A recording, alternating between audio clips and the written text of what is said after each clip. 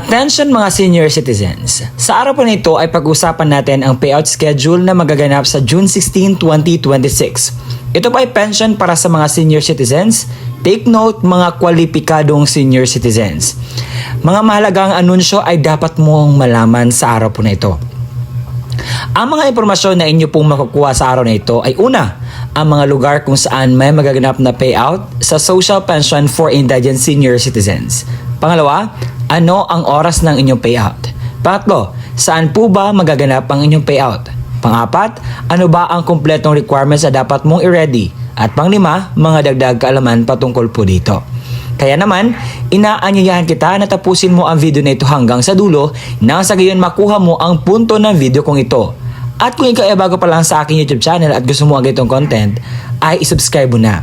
At hindi ko na papatagalin pa na pausapan ang bagay na ito dahil alam kong marami ang nagtatanong kung saan ba daw ang susunod na lugar na magkaroon ng payout. At heto na po ating subaybayan. Ang una sa ating listahan ay ang Barangay Kupang. Dahil sa June 16, 2026 ay meron po magaganap na payout sa social pension at magaganap po ito sa SM Center, Antipolo, Downtown. At ito po ang mga pangalan na kasali po na kukuha ng pensyon. Ang inyo pong dapat gawin ay alamin, i-pause ang video na ito at kunin ang mga listahan sa mga pangalan.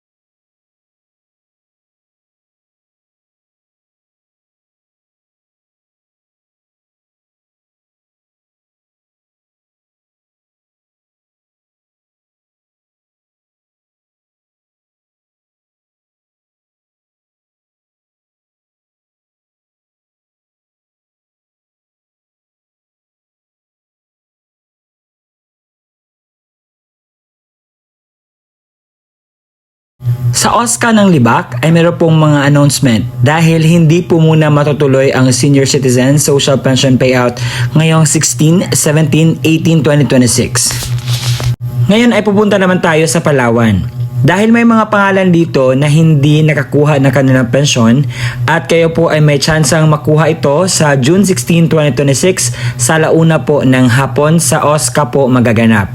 At heto po ang mga listahan sa mga kasali po na kukuha ng mga pensyong hindi pa nakuha po. Paki-pause naman po ng video.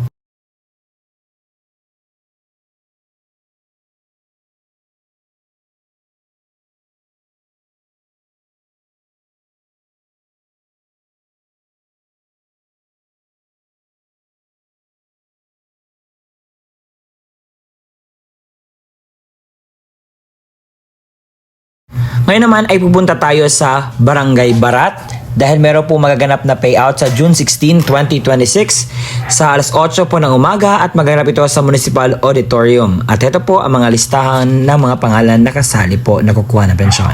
Ngayon naman ay pupunta tayo sa Asuncion dahil meron po magaganap na payout sa second quarter 2026 sa June 16, 2026. Sa Barangay Kamansa na may 112 pensioners sa gymnasium alas 8 hanggang alas 11 ng umaga ang payout. Sa Barangay Binansyan na may 161 pensioners, ang payout venue ay maganap po sa Binansyan Ligoyon Gymnasium alas 11 hanggang alas 11:30 ng hapon at Barangay alas 2 hanggang alas 3 po ng hapon. Sa Buwan na may 114 pensioners sa Buwan Gymnasium alas 8 hanggang alas 11 ng umaga. Sa Barangay Sunlon na may 211 pensioners sa Sunlon Gymnasium alauna hanggang alas 3 ng hapon. Sa Barangay Concepcion na may 238 pensioners alas 8 hanggang alas 11 ng umaga at Barangay Sangayen sa Gayen na may 398 pensioners sa Sagayen Gymnasium alauna hanggang alas 3 po ng hapon ang inyo pong payout. Ngayon naman ay pupunta tayo sa probinsya ng Isabela sa munisipalidad ng San Manuel dahil meron pong magaganap na payout sa June 16, 2026. Sa District 1 na may 243 pensioners alas 8:30 hanggang alas 11:30 ng umaga sa District 1 Community Center. Sa District 2 na may 198 pensioners alas 8:30 hanggang alas 11:30 ng umaga sa District 2 Community Center. Sa District 4 na may 194 pensioners alas 8:30 hanggang alas 11:30 ng umaga sa District 4 Community Community Center. Sa Banbanwang na may 195 pensioners, 1:30 hanggang 5 ng hapon sa Banbanwang Community Center. Sa District 3 na may 238 pensioners sa District 3 Community Center, Barangay Pisang na may 47 pensioners, 1:30 hanggang 5 ng hapon sa District 3 Community Center po, magaganap po ang inyo pong payout. At ito po ang mga kasali na kukuha po ng pensyon.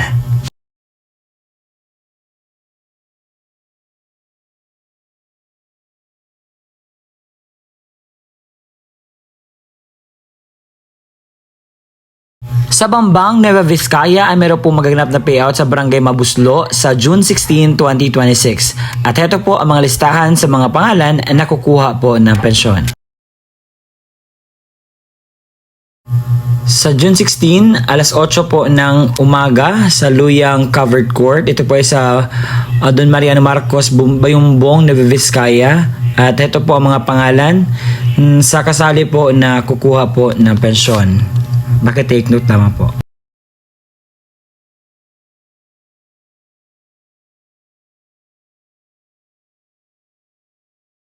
Sa Iniagan, BLGU ay meron po magaganap na payout sa June 16, 2026, alas 8 ng umaga magsimula sa Barangay Covered Court, Inian, DDN, NV. At ito po ang mga pangalan sa listahan po na kukuha na pensyon.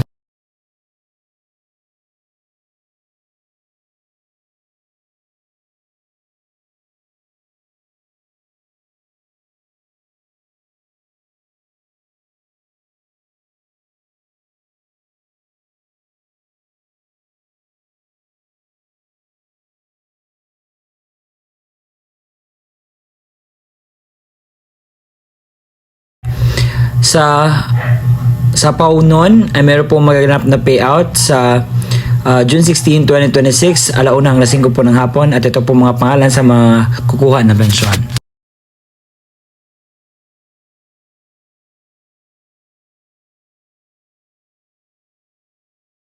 Sa Barangay Pantaron, dahil meron po magaganap na payout sa Pantaron Gymnasium, 1:00 hanggang 3 ng hapon sa June 16, 2026. Ito pa ay sa Social Pension for Indigent Senior Citizens.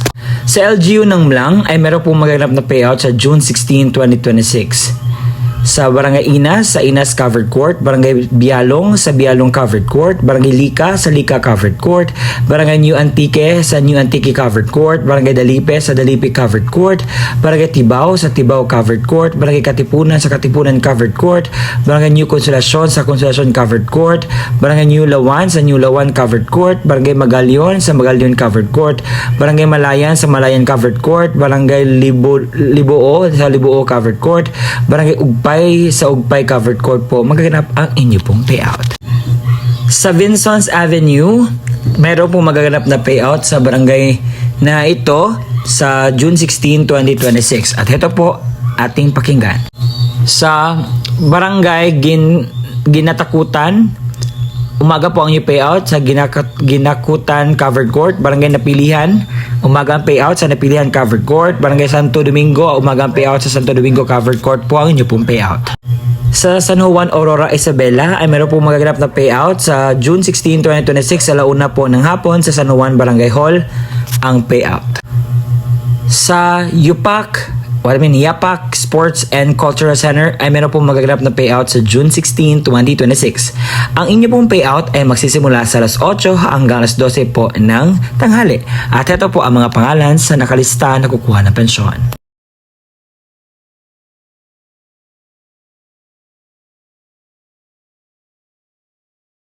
Sa Barangay Bagnos ay meron pong magaganap na payout sa Bagnos Multipurpose Hall sa June 16, 2026, 1:00 po ng hapon ang inyo pong payout. Sa sa munisipalidad ng Dupax del Sur ay meron pong magaganap na payout sa June 16, 2026 sa mga barangay na ito. Barangay Domang, sa Domang Municipality Gymnasium, alas 8 hanggang ng umaga po ang payout. Sa Barangay Balzain, sa Municipal Gymnasium, alas 10:30 ang payout. Sa Barangay Dupa, sa Municipal Gymnasium, 1:00 po ng payout. Barangay Bagumbayan, sa Municipal Gymnasium payout, alas 3 ng hapon. Sa Barangay Gabot Gymnasium, alas 8:30. Barangay Santa Maria, Sa Santa Maria Gymnasium, alas 10:30 ng umaga. Barangay Mangayang sa Mangayang Gymnasium, alas 8:30 ang payout po ninyo.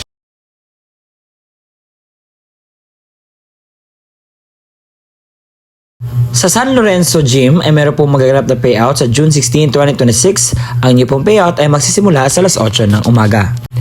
Sa Barangay Imelda Bliss Village Official, meron pong magaganap na payout sa Barangay Covered Court sa June 16, 2026. Ang inyo pong payout ay magsimula sa alas 8 ng umaga. Senior citizens ng East Poblacion ay meron pong magaganap na payout sa June 16, 2026. Ang inyo pong payout ay magsimula po sa 1 ng hapon sa Barangay East Poblacion Covered Court po. Magaganap ang inyo pong payout. Sa Barangay Katugan ay meron pong magaganap na payout sa June 16, 2026 alas 8 po ng umaga. Sa Barangay Katugan Gymnasium po magaganap ang inyo pong payout. Sa City of Toledo, meron pong magaganap na payout sa social pension sa June 16, 2026.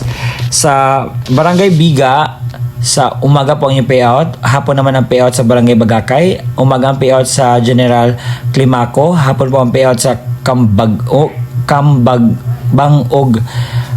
Umaga ang payout sa Puting Bato. Hapon ang payout sa Barangay Canlumampupaw. Umaga po ang payout sa Captain Claudio. Hapon ang payout sa Barangay Carmen. Umaga ang payout sa Matabang. Hapon ang payout sa Santo Niño. Umaga ang payout sa Talavera. Hapon ang payout sa Kalongkalong. Umaga ang payout sa Tubod. Hapon po ang payout sa Landahan. Umaga ang payout sa Luray 2. Hapon po ang payout sa Daang Lungsod. Umaga ang payout sa Barangay Sangi. Hapon ang payout sa Ihulan. At umaga po ang payout sa Barangay Dumlog.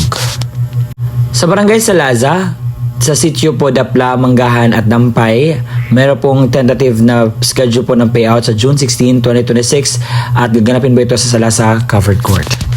Sa munisipalidad ng Kapalong ay meron pong magaganap na payout sa June 16, 2026. Sa Manique, nagsimula ang surname sa A to L, alas 8 hanggang 12 ng tanghali sa Municipal Gymnasium. Barangay Manique, then M hanggang Z ang surname, alas 8 hanggang 12 ng tanghali sa Green Paradise. Barangay Gupitan, alas 8 hanggang 12 ng hapon sa Centro Gupitan Gymnasium ang payout.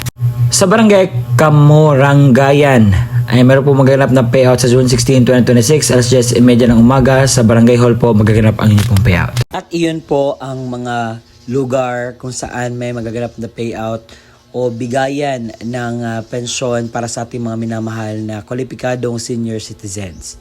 Sa mga nagtatanong, sir, totoo ba itong sinasabi mo? Hindi ba ito fake news?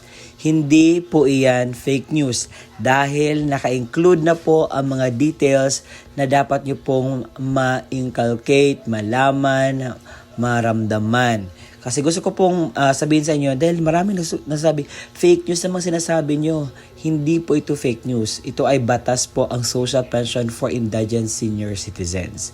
At kung hindi ko man nakita ang inyong mga lugar, you can just go to the near barangay sa inyo at alamin kung meron na bang update sa inyong Social Pension for Indigent Senior Citizens.